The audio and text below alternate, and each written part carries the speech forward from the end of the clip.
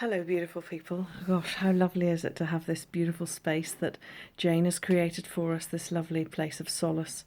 Looking at one of her posts today, she was talking about teaching self-soothing, and it really struck a chord with me. Some of you know me, some of you don't. My role in my daily life is I'm an SEN teacher, so it brings me into most major part of the job is helping students with special needs manage their anxieties. And it strikes me that everybody, everywhere we go, everybody is suffering varying levels of anxiety. And some of the skills that we've got in our job can help. I'm really lucky. I work with the most amazing group of people. I have two lovely ladies in my classroom who are my TAs as well. The group of people that I work with are just wonderful, spiritual, dynamic, sensitive, grounded, strong, clear thinking, compassionate, sensitive people. I work in the most amazing place.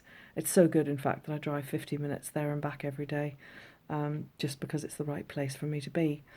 So we talk in special needs about having a toolkit, special needs toolkit, and the toolkit is the strategies that we might use when we're trying to de-escalate anxiety. But most of the time, it's the toolkit that we use to try and help our students to be in a place where they're constantly managing that input.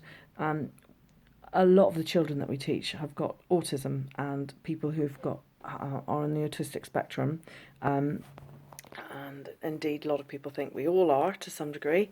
We have trouble processing everything that's going on around us, and it seems to me that there's so much chitter chatter going on.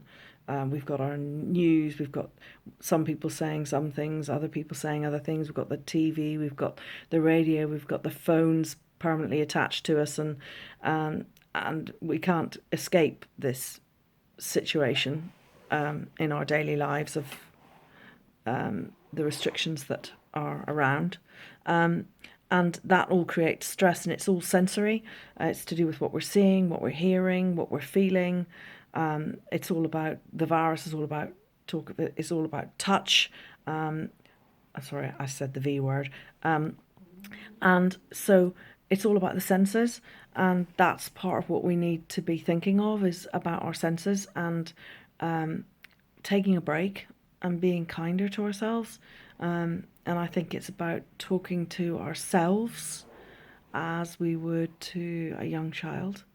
We all have within us, I believe, that my particular belief is we all have our inner being, and our inner being is like a child. It's innocent, playful, it is source, it is beauty, it is love, it knows nothing else other than that. And we need to stop beating up on ourselves. We need to love ourselves as we would love a child.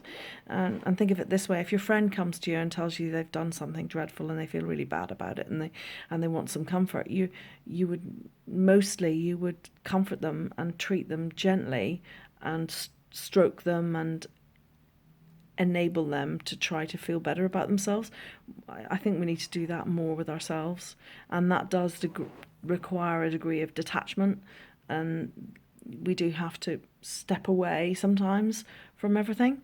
So I think managing the fear, I think there is an argument for stepping away from everything, and switching off our phones and switching off the TV, and being careful what we put into our bodies and what we put into our ears, and what we touch and think about, whether we go for that sanitizer gel all the time, or whether we just decide to stay in the house and just be.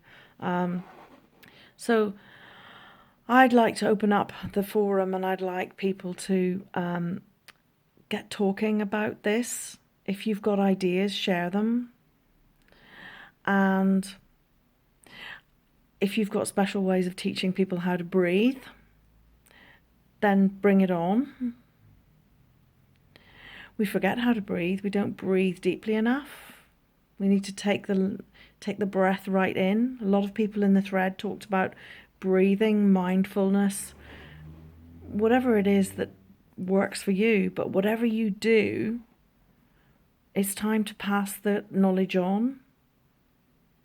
And in the smallest way, whoever's around you, even if it's just passing on by doing, someone will notice and think, well, what are you doing that for? If they laugh at you for doing mindfulness colouring, just forget that.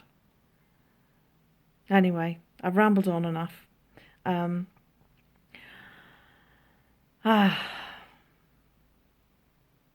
Thank you for this space and this moment.